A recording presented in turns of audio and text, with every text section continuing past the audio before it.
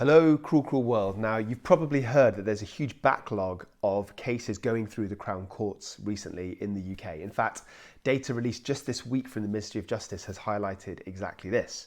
So in this video, I'm going to be summarising the reasons for this backlog. Before then, can you guess the number of cases that are being waited to be heard? I will reveal that later on in this video. And I'm also going to explain the combination of factors that has caused this. My name is Dr. Sohom. I'm a consultant forensic psychiatrist. I assess mentally disordered offenders for a living so that you don't have to. Just as an additional kind of thing to hopefully not scare you, there's also a backlog in the magistrates' courts. So the magistrates' courts deal with less serious crimes.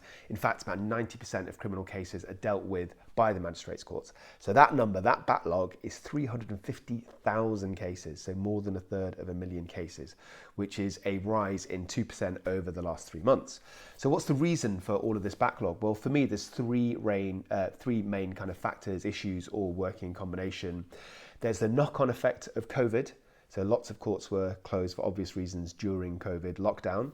There was the defence barristers' strike, which ended almost a year ago. And also, believe it or not, something kind of positive that's turned into a negative is that the government had a pledge to deliver 20,000 extra police officers, and they've actually achieved that, which means there's more people, more police officers on the police force, more arrests. So there's actually more criminal cases going through now than, say, a few months ago.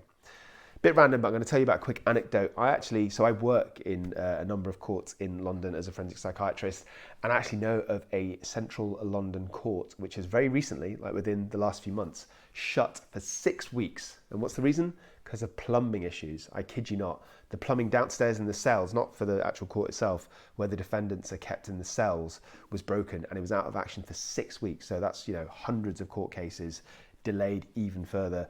So I suppose it's a balance, isn't it, of actual justice and truth and punishment versus defendants needing a poo.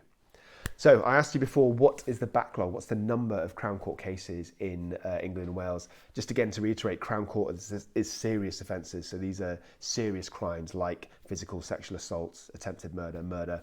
The answer is a whopping 64,709, so almost 65,000. So what's the government doing? What's the Ministry of Justice specifically doing? It is trying its best. It's lifting the cap on the number of days in court that the court can sit for, and this is the third year in a row they've done that. It's recruiting more judges, and it's investing more money in general into the court. Will that be enough? I don't think so. Let me know what you think in the comment section, and I guess time will tell. Until next time, check out my YouTube channel. Have a blessed day.